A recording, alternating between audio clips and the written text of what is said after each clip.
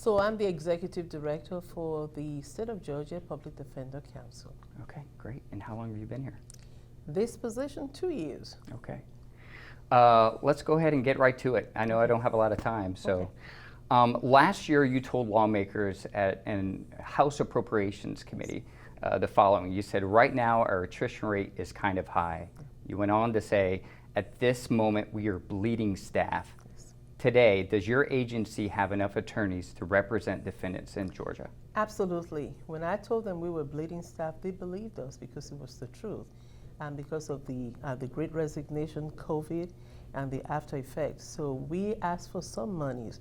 We made a request to the governor, to the legislators, and I've only been in this position for 2 years. But in my 32 years of being with the public defender system, in one capacity or the other, this last 2 years have been the most phenomenal. We got raises for our employees last year, 3%. This year we got 6%, in addition to that $5,000 COLA that the governor gave to every state employee. Then our CPDs, we got something implemented, HB 1391, which gives them funding equity with prosecutors. We have done very well. And because of that, we have been able to attract and retain more of our employees. So you say that you have enough attorneys to represent defendants in Georgia, but are you saying you have enough C3 attorneys as well? Okay, so let me explain to you. A lot of people don't understand what C3 is. C3 are attorneys that we bring in from time to time when we have more than enough cases, more than cases that we can handle in-house, right? Let me give you an example. So, and I don't mean to be disrespectful, okay, but you don't need to tell me what it is. Okay. I know what it is. You already do. I already do. Okay. So I'm asking, do you have enough C3 attorneys in Georgia? We do. We do. We do have enough. We have been able to expand the framework because we have expanded the monies. We have increased the monies that we pay. And right now, we assign every case within 72 hours. So we do. So there's no one in jail right now waiting to be assigned to public defender? Unless it's something that just happened that we have not been informed of. We do assign everyone within 72 hours. Let me tell you why C3 is no longer an issue. We have created an in-house structure, and we call them the specialized unit. But truly, they're traveling lawyers, and they go from here to Brunswick to Waycross so that we can catch any issue. It don't matter when it is, when we're informed of it or when it happens. We do have enough to take care of our cases. So you say you have enough. We do. According to Fulton County judges that I've spoken with, they call it a constitutional crisis. Okay. So does the Georgia Association of Criminal Defense Lawyers, as do former and even some current public defenders that work in your office. Okay. How can you characterize and say you have enough when you have so many other people saying that it's a crisis? So these are people who don't know what's going on in-house. Even judges? Even judges.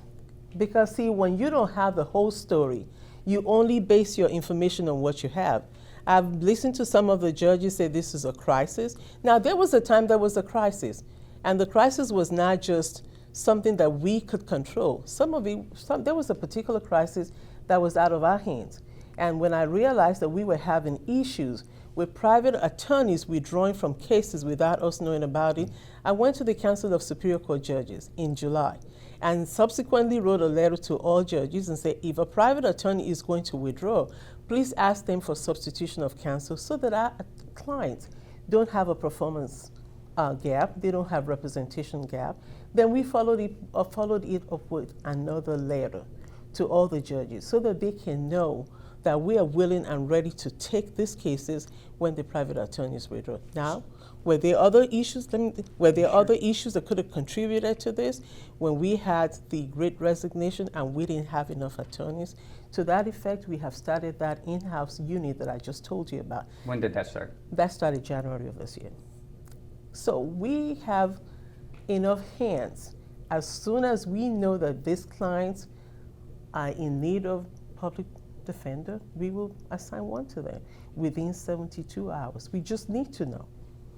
So I've attended multiple hearings, yes, multiple status hearings where a defendant comes before a judge Judge McBurney's one of them, multiple ones, and your office tells the judge, we don't have counsel for that person. Okay, I don't know about that, but I know about the 3 cases that you sent to me from, I think 2 of them from Judge McBurney.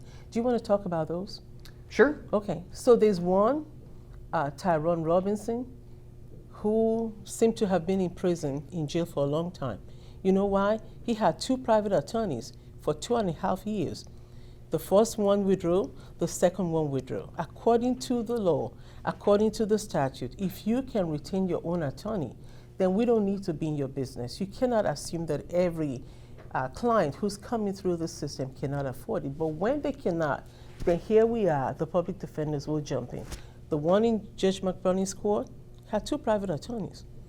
And the last private attorney withdrew, I believe sometime 2022, not too long ago. These were not C3 attorneys. These were not attorneys because is he indigent or not?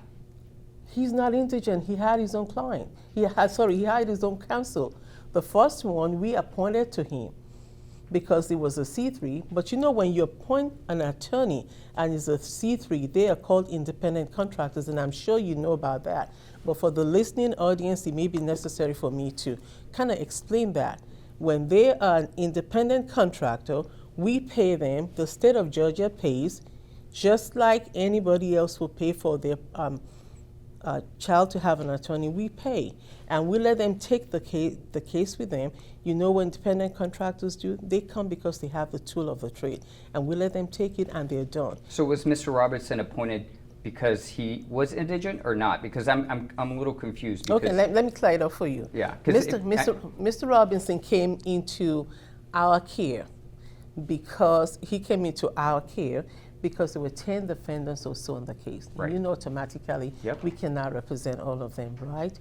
We appointed him. We found him a C3 attorney. That person took charge and was doing all the work.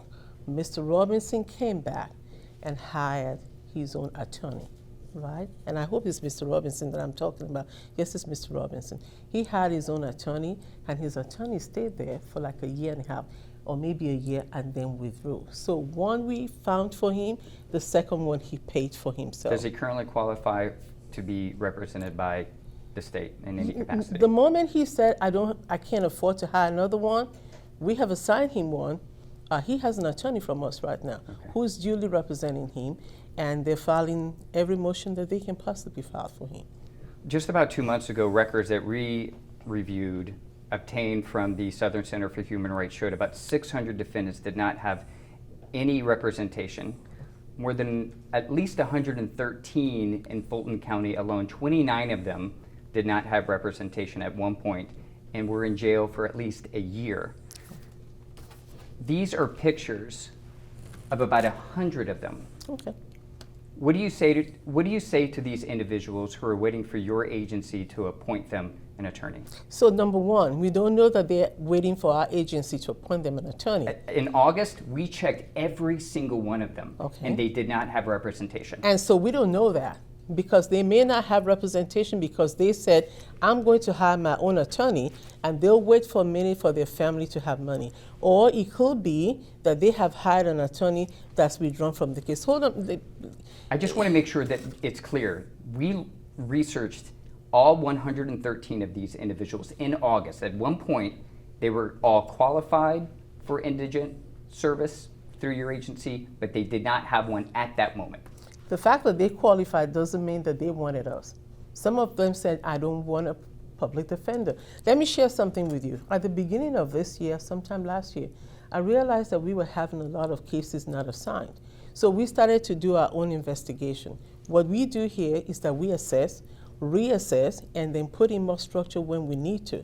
One of the things that we did to make sure that we can have this C3 is that we have doubled the cost, the amount of money that we pay to C3 attorneys. November last year, I increased the cost, the price that we pay to them, or the funding. This year, I increased again. When we realized that there were many of them that did not have attorneys, we started to do our investigation. And we found out that there are many attorneys withdrawing from cases and leaving the clients in the dark. It had nothing to do with pay. Please say that again. Are you saying that they were leaving because it had nothing to do with the pay rate? No, these are retained attorneys. I'm talking about C3 attorneys. No, C3 attorneys don't leave because of pay rate, and if they're leaving because of pay rate, we take the cases back. Right now, we're very competitive. We pay probably more than most of the agencies in the U.S. Then why did Fulton County have to create their own system to attract C3 attorneys? That's a good question. You want me to grab that so you're not holding on to it? So that I can explain this to you. At the beginning of this year, I met with the leadership in Fulton County and the leadership of the court. And we decided, because there were 3 levels of payment. If you must know this, the public defenders in Fulton County got a big raise this year. The C2s are the ones where the case goes to after the first, let me go back. There are 3 cases. The public defenders will take one. The C2s will take one. The C3s will take another one. When we realized that there was so much disparity in the payment, I went to the leadership and I went to the county leadership and I asked for $700,000 so that we can create equity. I sent 2 MOUs to Fulton County, and then after some time, Fulton County decided we're just going to start assigning our own cases for C3 cases. In my opinion, I thought they just wanted to help, because there are other counties in the state of Georgia who are doing such, like we will just do our own C3s, and we will welcome that. And so if Fulton County does not want to do its own C3, we can take it. That was not the plan when I started meeting with the judges and the county leadership. So you're not hearing about any complaints about the current pay flat rate system is not enough. You're saying that everyone is fine with this pay rate. They should be happy. They should be very happy. When I came into this system 2 years ago, to represent a juvenile was $350. Coming from juvenile How long ago was that? This was just November last year. It was $350 to represent a juvenile. Do you know how much it is right now? $1,500. How many hours would it have to take to handle a felony case? That's not felony, that's juvenile. I'm talking about felony, rape, or murder. So that's not the cost that I just... I know that, but okay, so like it's how much is it to take on a flat rate murder rate? $7,500. Okay. And how many hours would it take to handle that? It depends on the case. It depends on the case. $7,500 for a case in this state of Georgia, I believe is good, especially compared to where we're coming from. Last year we went to the legislature, we went to the governor, and they met us at every point of our need and gave us the fund. When I came to this agency, the cost was $1,500 to $3,500. I just doubled it again. And we are a public-facing agency. If the budget allows us, we will continue to give as much as possible, because those clients, they're the center of everything that we do. And so we're not giving money, and I believe what we're giving is competitive enough. We just looked at the National Association of Public Defenders and looking at the survey they just did for how much is being paid. We're very competitive, and that's because we have increased by almost 60% of what we pay. I want to make sure that I am clear, because if Fulton County judges are calling it a constitutional crisis, and they're saying they're seeing defendants in their court, and I'm seeing defendants in their court that don't have a C3 attorney, they don't have any public representation, any legal representation, and you're saying they do, is someone lying? Is that what you're saying? I don't think it's a lie. I think if Fulton County's judges knew that we have a strength centralized unit in here, then they will know to send those clients to us. If Fulton County's judges read the letter that I sent to them, May of 2020, say if you have any issues whatsoever, and I think I sent that letter to you as well in the package that I provided for you. May of 2020, I sent this letter to Fulton County judges, 3 of them. If you have any issues in your courtroom, please give me a call. I worked in Fulton County for 30 years. They know me. I know them. If there's any crisis whatsoever, I should have received a call. The only time I get any conversation with Fulton County judges is when I go to them. But you're not telling me, what you're not saying is that there are individuals currently without any representation. You're saying that you sent a letter saying, if you have any issues, please reach me. But are you saying that there's no one in Georgia that is awaiting representation? As long as it gets to us, we appoint an attorney within 72 hours. And I think your next question should be, why don't you know that they're waiting? This is very fluid. You have a private attorney today, you don't have it tomorrow. You said you're going to hire an attorney, you don't have the money, we will pick up your case. So how does a case get to us? I want to make sure that I understand the system. So within 72 hours, you have some sort of mechanism that automatically assigns an attorney to someone waiting in the system, whether it's someone awaiting a C3 attorney or a conflict or public defenders. Is that what I'm hearing? Okay, so I would have explained this to you, but I was trying to explain to you how cases travel. May I do that now? When you have a case, according to the law, it goes to the public defender's office. If it's more than one case, they will send it to the one we consider to be the C2s, right? That's under us. If those cases, the C2s cannot handle those cases, then we go to the C3. Understood. Since January of this year, we have started a unit called the specialized unit, which takes most of those cases. If our specialized unit cannot take it, then we have a mechanism, not just something. You have a what? We have a way. I apologize, you didn't understand that. We have a way to appoint attorneys to C3. We have an individual who sits there and sometimes works till 11 o'clock. I think you misspoke, but I want to make sure that I understand. You have a way to appoint C3? Appoint C3. C3. If our 3 levels in-house cannot take those cases. I have heard Fulton County, I only heard one person talk about the constitutional crisis. We do not have a constitutional crisis.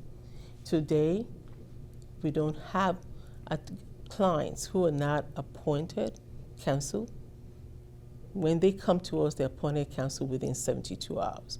When I went to Fulton County judges and I spoke to them and I wrote them letters, and those letters I provided to you before this interview, letting them know there are some issues. These issues could be attributed to 5 reasons. One of them is within the purview of our judicial partners. And we were working with them to make sure that when an attorney withdraws from a case, then we know about it right away, because when the inquiry is made in the courtroom, we are not there. We're not party to that conversation at that time. And we're going to be working with our judicial partners to make sure that when there's a discussion in the courtroom that someone does not have an attorney, that they immediately contact us and we will assign an attorney to that person. Well, each time that I'm in the courtroom, Yes. in the virtual hearings that I've seen, you still have a representative from your office. That may be someone that is not representing that person in need of a C3 attorney, but they're hearing the same thing that the judge is hearing. So why is not one of your employees writing the person's name down and then going to you and saying, hey, just to let you know, I was in this courtroom and this happened today? So we have about 800 employees, attorneys, individuals all over the place, and it is not their job. I wish they would all say, I heard this discussion. Maybe they didn't even hear it. Maybe they're worried about their own cases that they're hearing in the courtroom. But there's a process. There's a letter that we've written. There's a way to get in contact with me or the individual that we indicated to the judicial partners. So you're blaming the judges for not reaching out to you to tell them when they have a defendant in the courtroom without an attorney? Absolutely not. What I hope the judges will do is when someone does not have an attorney for whatever reason, that they will make an inquiry that they make when the when the client is not of a public defender. What I hope they will do is say to the client, Your attorney is leaving. Your attorney has withdrawn. Do you have means to have another attorney? We will refer you to the public defender. And for an order to be done to say this person does not have an attorney, we're assigning this person to you. Are there instances where an attorney that you have essentially assigned an individual needing a C3? Do you have instances where an attorney doesn't even know they're being assigned because it's automatically being done? I am not aware of that, and I will not be aware of what's happening in 159 counties, but I would love to know how that can happen, and if that's the case, I will fix it. Let me share something with you. I came into this organization when COVID came in 2 weeks after I came here. We have budget shortfalls, we have budget reductions, we have a system that was suffering. And we had to refocus to make sure that we can do the needful for our clients, because that's what we're supposed to do. And we went to the legislature, we went to the governor, and we have been able to obtain the necessary funds to do what we're supposed to do.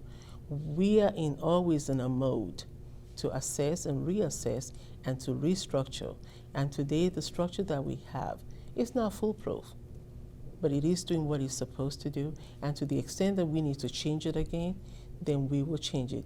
Our goal is to meet the needs of our clients. And it's a trend that changes every minute. So do you think it's possible that there's a combination of issues going on if someone doesn't have an attorney when they arrive at a status hearing? And maybe and you guys not knowing about it, maybe it's, like you said, the judge isn't telling your office as you've asked them to do. It doesn't sound like it's a law or a policy. It's just something you've asked the judges to do. Is that correct? It's something that I ask them to do when they do an inquiry as to who has an attorney and who doesn't. Okay. It's what I'm asking them to do the same that they do with private attorneys who don't belong to the public defenders. So and then the other issue that it sounds like the current system potentially allows, and you correct me if I'm wrong, does the current system allow for an attorney to be automatically assigned to a defendant needing a C3 attorney and they don't know that they've even been assigned to a defendant? Is that a possibility? Absolutely not. You want to know why? Let me tell you why. Because when we assign out an individual person does the assignment. We have a person who will make the phone call, and we have a form that we give to them starting this November 1. We're giving them a form, like a contract, which says you must do A, B, C, D. Those forms should, if it hadn't gone out, it should be gone out. It should be going out today. They have to file entry of appearance. Before I came into this process, we did not pay them their full fee. Now, once you take a case from us, for you to get your $7,500 to represent a case, a felony case, we will ask you to do an entry of appearance, and then we give you your money. If you do not do entry of an appearance in 48 hours, we'll give you a call and say, why haven't you done an entry of appearance?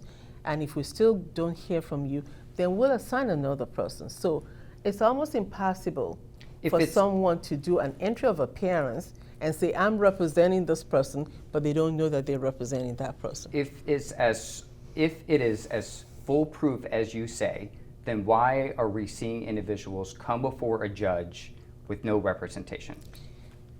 And I have to be there to see what you're saying. The 3 cases that you gave to me, we investigated that, and I think that's representative of what's going on in the system. Now, you asked a question which I want to go back and answer your question. Are there other reasons responsible for for clients not having attorneys? There were. That was when we did the study in January. And that was the reason why we went to the legislature. That was the reason why we went to the governor for more funds. That was the reason why we asked for more money for our circuit public defenders so that they can have equity. That was the reason why we asked for a raise for our attorneys, and they got 6% in addition to the $5,000 that the governor gave to every state employee. Now, We have put everything in place to correct the structural issues that we saw on this side of the fence, and I call it that side of the fence is ours. There are still issues that are not totally within my control, but I'm going to continue to work with our judicial partners until I make sure that these issues are dealt with. I walked into a system that was not what it was supposed to be. I'm proud of what we have today. Like I said to you in juvenile court, I call them my babies because they were and they still are.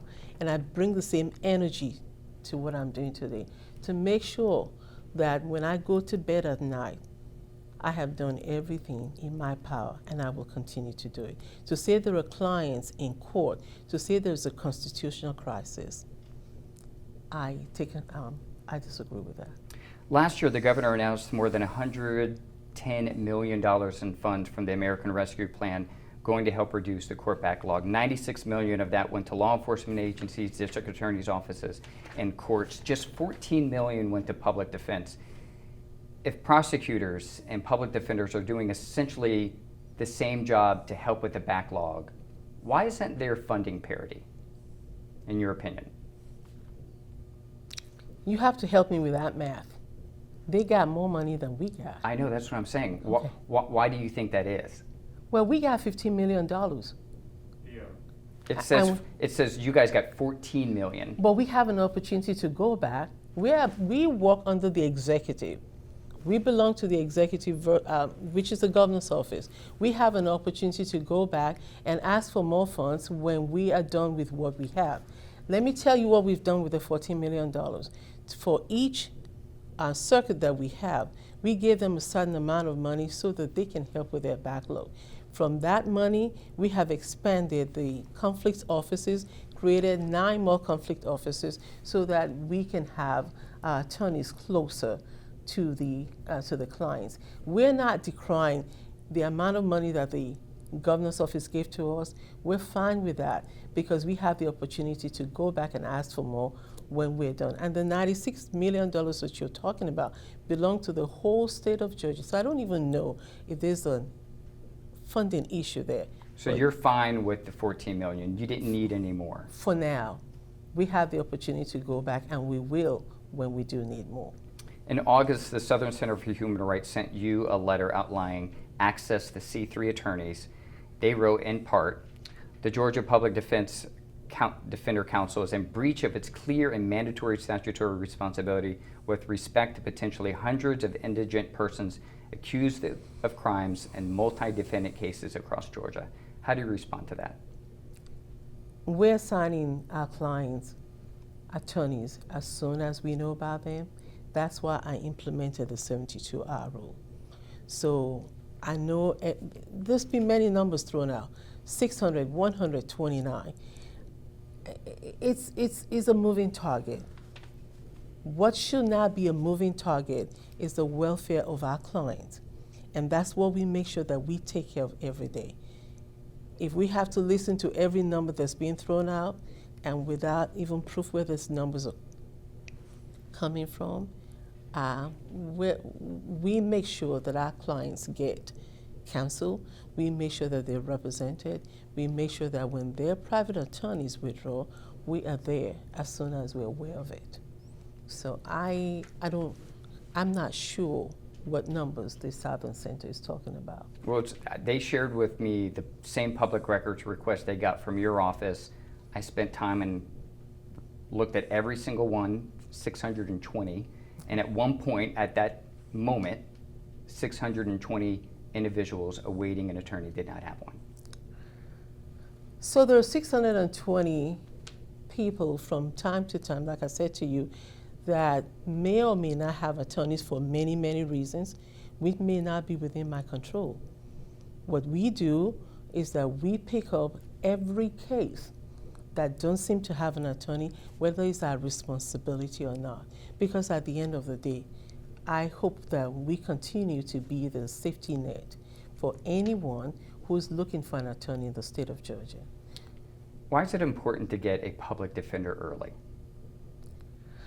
And thank you for asking that question, because we want to make sure that we have continuity of representation. And you have talked a lot about Fulton County. We have just changed that process again to make sure that we can have vertical representation for all the clients who are coming into the system. Vertical representation makes it such that you know who's going to do your bond hearing, your preliminary hearing, and that's what we have just started in this office.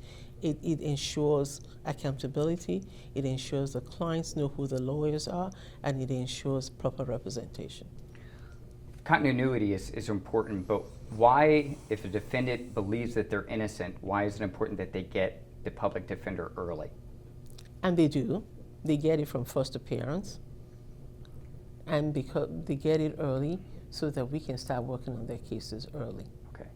And what I guess what I was expecting I didn't hear was it's important that you have a public defender who has access to an investigator that might be able to research, maybe find it, the witnesses involving the case, to interview them before their memory lapses, or get that surveillance video that might prove their innocence. Is that important? Okay, so you're asking me about what we do to get ready for our clients, to make sure that they're represented effectively.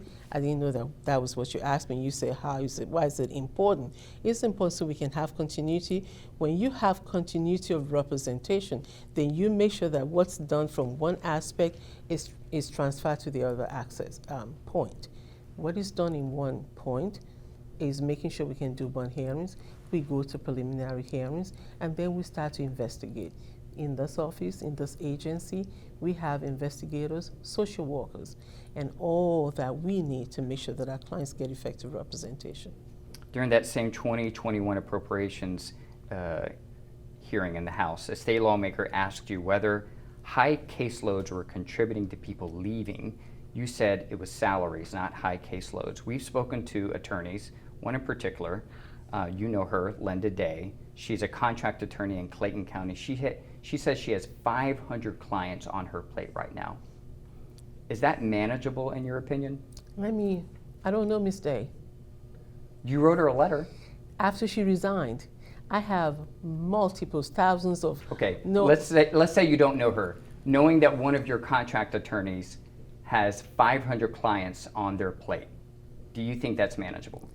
She was not a contractor when she was here. She is currently a contract attorney in Clayton County. In Clayton County, and now let me explain to you how the system works. Is that manageable? It is not manageable, but it would be unfortunate for Clayton County to allow that to happen, and I don't believe that is true. Clayton County actually has a system that I think they're able to hire as many attorneys. I don't believe that's happening in Clayton County. So you're saying Linda's not telling the truth? Well, let me tell you. I don't know Miss Day, so I'm not even going to comment about whether she's telling the truth. When Miss Day left, but you don't believe her? I don't know her. How can I comment? But whether you know her or not, this is a state contract attorney telling a journalist, I have 500 clients on my plate right now. So does her, like another person in the same office. So you know what would be proper, what would be proper is for us to speak to her supervisor in Clayton County, is for us to speak to that CPD in Clayton County to make sure that she does have 500 cases in Clayton County. This GPDC system, as you must know because you know a lot about that system, is a hybrid kind of structure that we have, right? So the people under the county, they report to the CPDs. The CPDs report to a supervisory panel. I step in every single time that I'm able to make sure that I can maintain the integrity of the system. It would be wrong for me to comment on what the CPD in Clayton County is doing without having the opportunity to speak to him. Hypothetically, if one contract attorney had 500 clients on their plate, you're saying that is unacceptable, acceptable? If we know about 500 cases, we will be more than willing to take those cases from them. Now, let me share with you why anybody could even have 500 cases. We pay per case. So is it possible that because we're paying per case, someone is not complaining because of the payment that they're getting. I'm just saying hypothetically. I don't know. Are you satisfied with the current caseload? Are you satisfied with the current caseload that attorneys in your office, whether it be contractors, C3 attorneys, are you satisfied with the amount of workload that these attorneys are taking on today?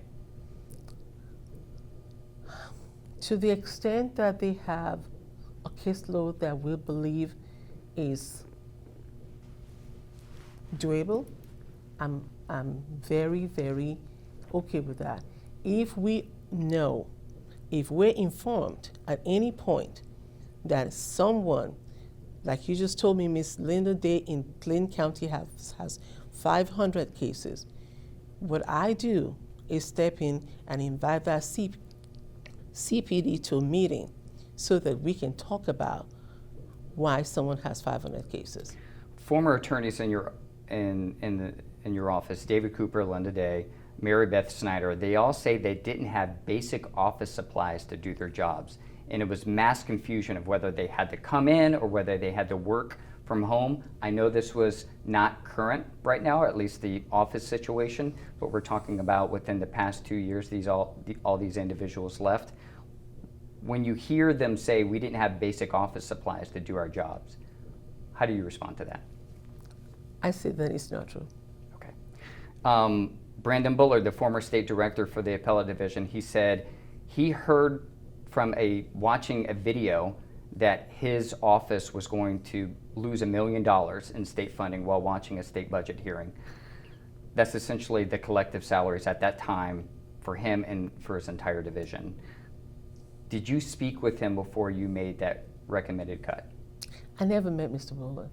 Why would you not speak with him knowing that he's the head of a division in your agency before making those cuts? I never met Mr. Bullard. And you're talking about 5 disgruntled employees who are no longer here that I never met with. I've just been here 2 years, Mr. Pierrotti. So I've never met with those individuals. I would love for an opportunity to meet with him if that's what it takes to just ask what questions he would have needed. I had no idea that he wanted to speak to me. So but you didn't reach out to him before recommending $1 million cut to his division? He did not report to me. He reported to a deputy director. But he's the head of a division in your agency. Why not say, hey, here's what we're doing? He was not my direct report. We follow lines of report here. We make sure there's a chain of command. Mr. Bullard did not report to me. He reported to to someone else, a deputy director of mine. And so when I go down the line, which is what I hope is the right thing to do, you follow chains of command. I speak to my deputy director, who speaks to his supervisors. You're a small agency, right? Would you consider yourself a smaller agency out of all the ones? No, I'm not a small agency. Okay. I'm the executive director for the whole state of Georgia. I have 60 offices. Okay. So I don't consider that a small agency. Okay. I have thousands and thousands and thousands of employees. I have hundreds of thousands of caseload. And you have enough money to do it? Today, Mr. Pierrotti, we have enough money. If we are lacking in funds, we have a mechanism. We have a way that we can seek funding. In the last 2 years that I have been here, the taxpayers, through the consideration of the governor and the legislators, have been good to us. And I believe if I do another assessment and I believe we don't have enough money, then I will have the opportunity to go speak to them. I believe that I am able to make that assessment. So you don't think you need more money to do, you don't need more funding for this agency to do its job? You think it's adequate funding? I think we're good where we are. If we need more funding, then we'll go back to the legislators like we did last year, and they gave our employees 6% raise in 1 year, 3% the year before, $5,000 in cost of living adjustment to all our employees, funding equity for all our CPDs. This is all in 1 year of asking. If I believe that we need to ask for more money, I will go back again. And I'm sure, just like we've been successful the last 2 years in asking for funding and being able to change the structure, that was on the ground when I came in here, in making sure that we can expand the services, provide social workers and investigators. Absolutely. We will continue to do what is necessary to represent all our clients. You're completely satisfied with how things are today as far as representation in Georgia? Oh, I may not be 100% satisfied. What are the things you're not satisfied with? Right this meeting? Oh, I want to have a better relationship. Can we stop? Sure, absolutely. Can I have some water? Absolutely. What I would love to happen is for us to have a better framework, to reach out to some of our judicial partners, especially you described that we have a constitutional crisis when we were the ones that approached 14 county judges, the leadership in January, and we had several meetings and letters and MOUs. I provided all of that to you in because I wanted us to be transparent. Yeah, and I'm just looking at it going, well, this looks great on paper that they're making all these efforts, but I'm reading and talking to a bunch of people over the past several months where judges and emails are like essentially trying to do your agency's job by trying to find attorneys for individuals. Well, I don't know that they're trying to find attorneys for individuals. I think they want to start a system that they want to start their own system. And that's all well and good, but we can do, we have enough opportunities and resources to provide the necessary representation for our clients. Why hire an attorney, excuse me, why hire a photographer and pay them for recording this? Because this is the first time that we're going to have any kind of interview. You are the first person that's going to come here to interview. We're usually too busy, or we're traveling, or we're providing training. Over the last year or two now, we go statewide to provide training. So we're really not here. It will be good to look at this to make sure that this is a training moment for us. We're going to go back and look at this training and say, what did we miss? What could we have done better? That's what why are we we not have talking this. about that you think is important? What I think we should be talking about is how this office has improved tremendously over the 2 years. I hear you talk about the Southern Center, and in your information that was provided to me, you shared with me how Southern Center has sued this office many times over so many years, right? And is threatening to sue today. Okay, and that would be just fine because the court should be the arbiter of all facts. What I think you should understand is when I came to this agency, and I came with 32 years of experience, and I came with an organic way of providing services, transformative resources to help transcend the lives of the people that we care about. What I hope you should understand is how the legislature, the governor, and relevant partners have been very good to us. What I hope you talk about is how our employees are much happier than they have been, how they're paid much more than they've ever been paid. I know you've talked to 5 well, I haven't talked to just, I've actually, I've interviewed 6, but I've talked to current folks as well. Okay. So it's not like I'm just relying on people that you consider disgruntled. And I never met them. So I've been here for 2 years. You've given me names of people who left 2 years. We do the best employee relations in this building, in this agency. We worry about our clients. We provide them with training about health and wellness. And I get because we have a very difficult job. But Mr. Pierrotti, at the end of the day, we have 3 non-negotiables. We have to come to work.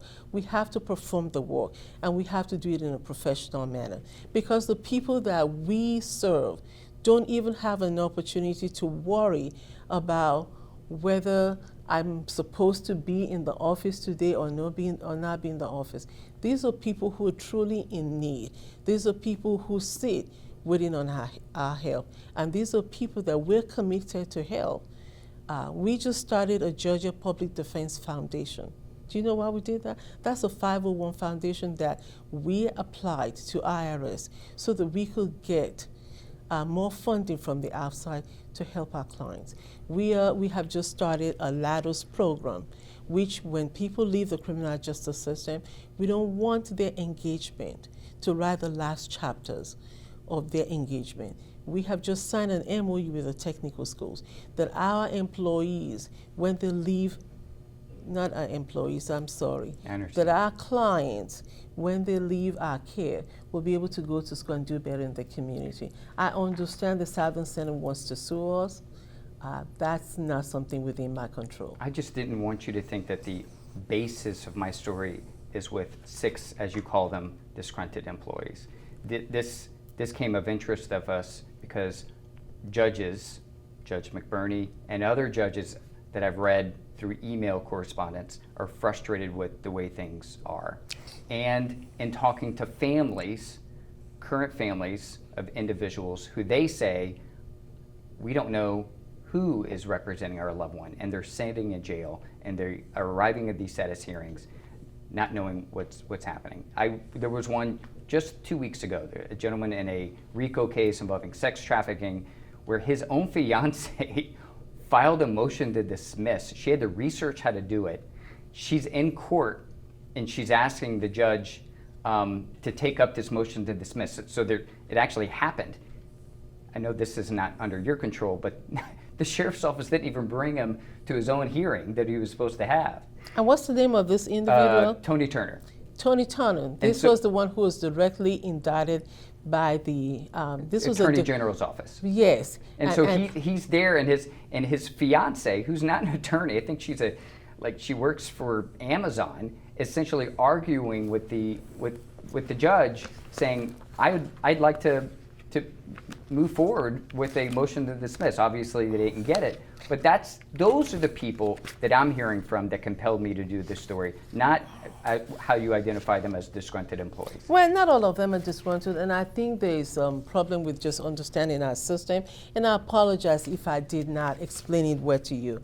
Mr. Turner was a direct indictment by the grand jury, which means they were able to bypass all the complaints and all of that.